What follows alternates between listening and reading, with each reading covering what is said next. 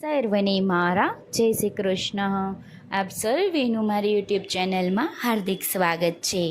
માગસર માસની ચતુર્થી હોય એટલે કે સંકટ ચતુર્થી હોય આજ રોજ, તો આજે આપણે સંકટ ચતુર્થી વ્રત કર્યું હોય તો ખૂબ જ ઉત્તમ છે.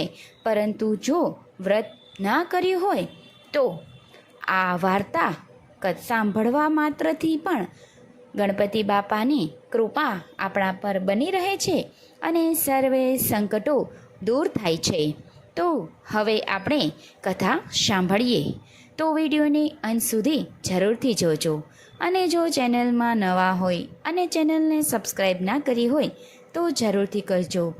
શ્રવણ દશરથજીની કથા. પ્રાચીન કાળમાં ત્રેતા યુગમાં દશરથ નામના પ્રતાપી રાજા થઈ ગયા. તેઓ શિકાર પ્રિય હતા.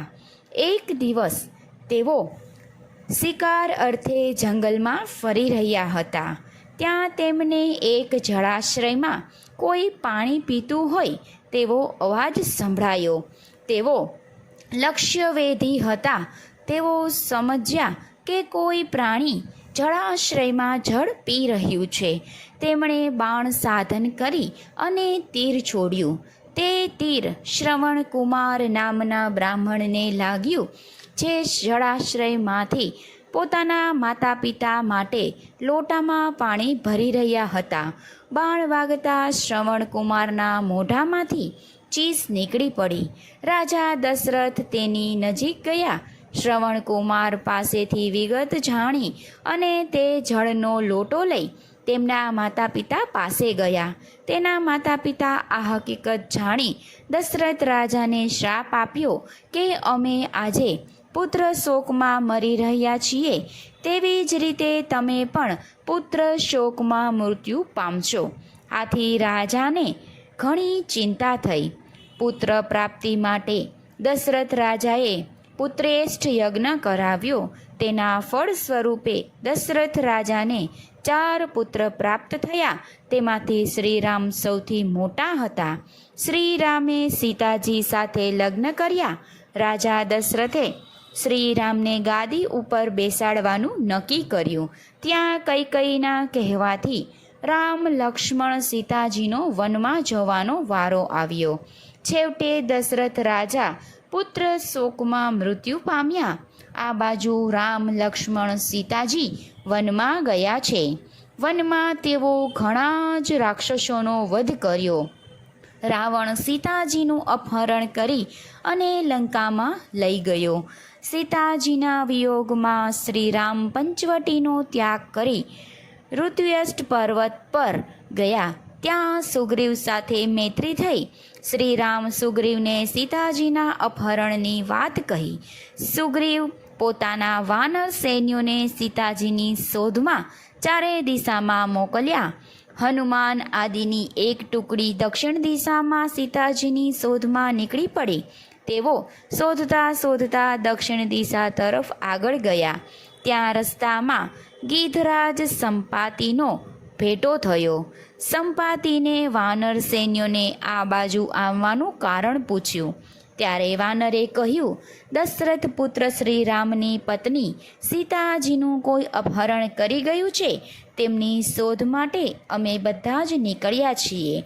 આ સાંભળી સંપાતિ કહે, શ્રીરામના ચરણમાં મારા ભાઈ જટાયુએ પ્રાણ ત્યાગ કર્યા હતા.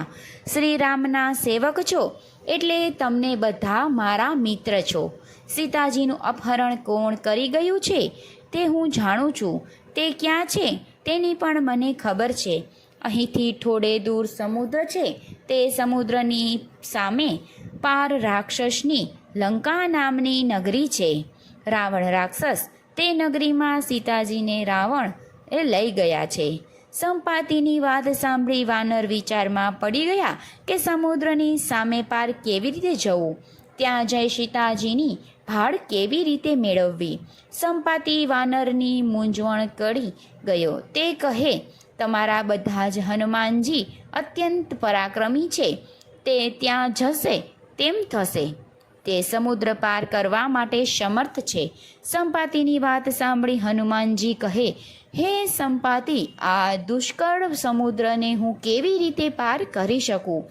અમારા બધા જ વાનરો સમુદ્ર પાર કરવા અસમર્થ છે, તો હું એકલો કેવી રીતે સમુદ્ર પાર કરી શકું?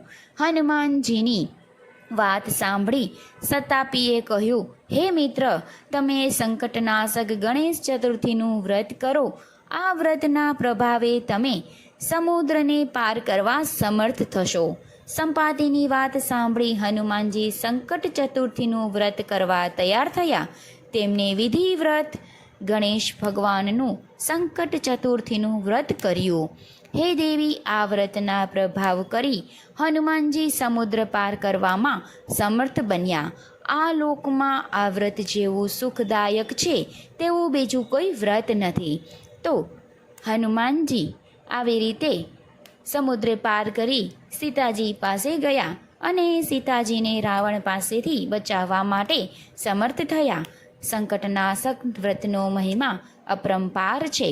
બોલો શ્રી ગણપતિ બાપાની જય.